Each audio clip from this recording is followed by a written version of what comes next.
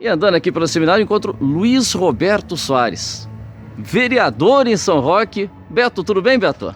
Tudo bem, Vander. É um prazer grande encontrar você aqui, rapaz. No encontro de seminarista, jamais imaginava E que eu nem ia fui achar nem você coroinha, aqui. não fui Não nem foi coroinha. Mas tá em tempo, tá em tempo. Você tá com um corpinho atlético, assim, um pouco maior, tem espaço, Vander. E eu lembro de você, Beto, na Câmara, barba preta, cabelo preto, e você era vereador de Araçariguama. E não era só você não, daquele time, eram outros também de Araçariguama, né? Então, era assim. Na minha legislatura, era só eu.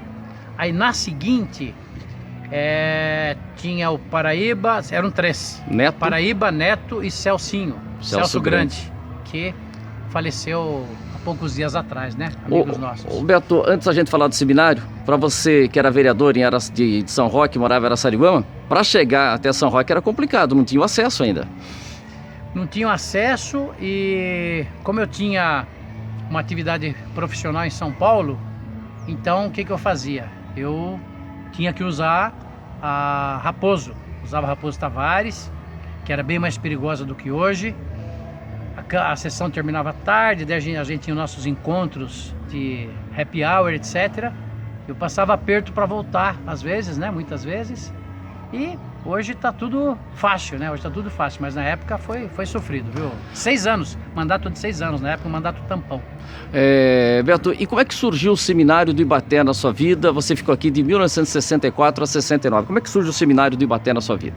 Foi o seguinte, minha família é bastante religiosa, então desde pequeno me levavam para a igreja, para os cultos, para a missa e tal. Aí conheci um padre que era vigário lá e que ao mesmo tempo era professor aqui, nesse seminário. Eu tinha 10 anos de idade e coroinha da igreja, um bom tempo, vários anos. Ele achou que eu tinha alguma vocação, algum pendor para o sacerdócio, né? Então, era pequeno ainda, não tinha muito essas noções. E aí vim para o seminário, sob até a influência e positiva dele. Aquele foi meu professor. O nome dele?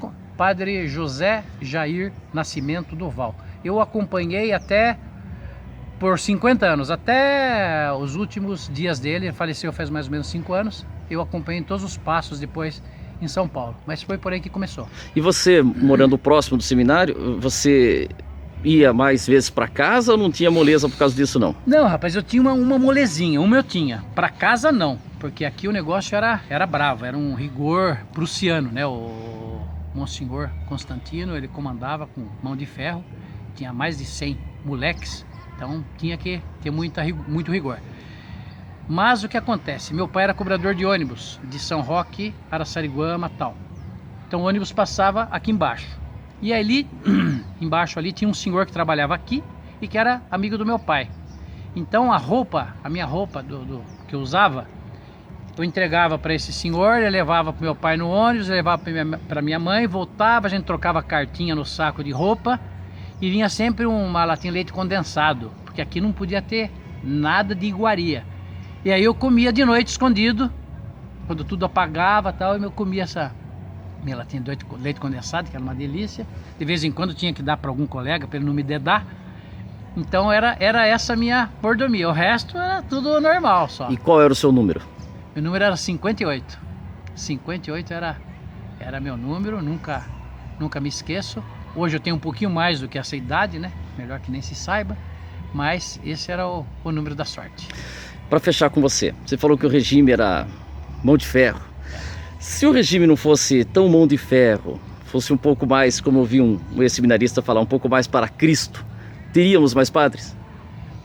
Não acho até que teríamos menos padres. E teríamos hoje, tem bastante gente aqui, são dezenas e dezenas, uma boa parte desse pessoal que estudou aqui, ainda que não sendo padre, hoje tem alguma ligação, envolvimento com a igreja católica, coisa que certamente não teriam, e a maioria saiu bom cidadão.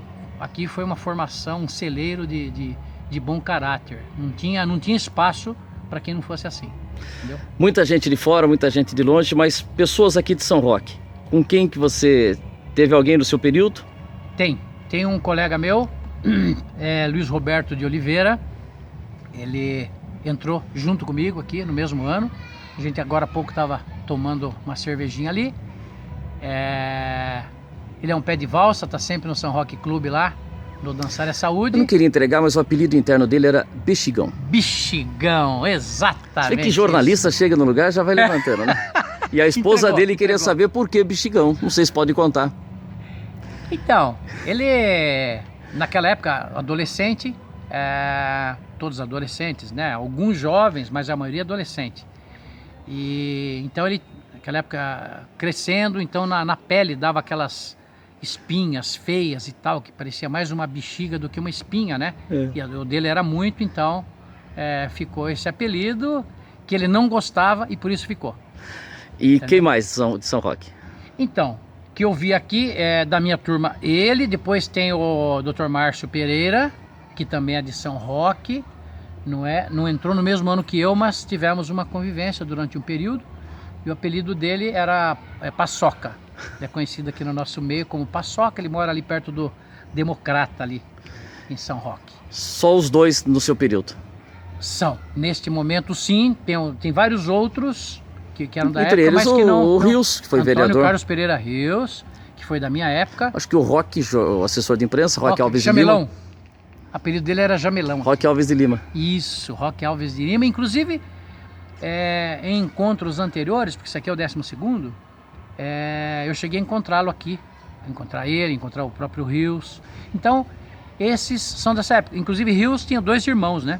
Antônio Carlos e o Zé Roberto. Zé Roberto. Os dois foram desse tempo. Um abraço, prazer em encontrá-lo, hein? Prazer é meu, Vander. Olha que a gente encontra aí, você revelou o apelido dele, pô? Não. O apelido dele é o Bexigão, ninguém sabe que o Bexigão tem o apelido de Bexigão aqui no seminário. Se perguntarem qual é o nome dele, ou o meu também, ninguém vai saber, só o Manga, né? Só o Manga, você que sabe. Mas não é nada pejorativo. Não, apelido não é nada pejorativo. Como todos os apelidos que tem no seminário, nenhum é pejorativo. E pegou porque se ficou bravo? Não, talvez, eu não me lembro disso. Araçá, Luiz Roberto Soares Araçá, e o Manga, Eduardo Santiago. Ô Manga, por que você é Manga? Eu não me lembro por que você é Manga. Comeram manga aqui, jogaram manga. Aquela mãozona que ele tinha. Ou frangueiro. Viu? Pegava até bola da bola. Pênalti do Pelé. Pegava pênalti do Pelé. Na verdade era assim, quando ele foi chamado para a seleção brasileira, em 74, eu fui para a seleção de São Roque.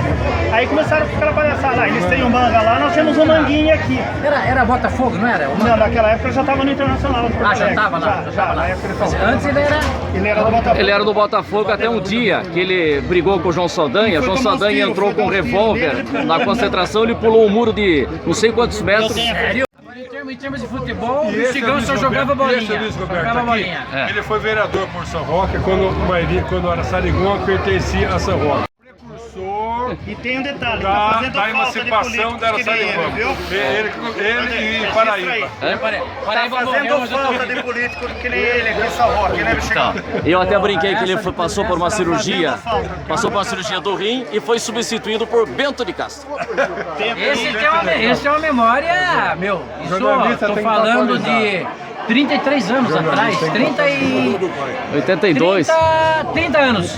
Depois a gente lembra coisa de 50 aqui do seminário. Não, foi de 83 até fim de 88. Por Araçariguama, né, representando a Araçariguama em São Roque. E o nosso mandato foi o único que era de 6 anos. Foi de 6 anos. Foi o mandato tampão. Estava naquela passagem de voto de governo biônico para governo eleito, né? Então aí a gente ficou 6 anos.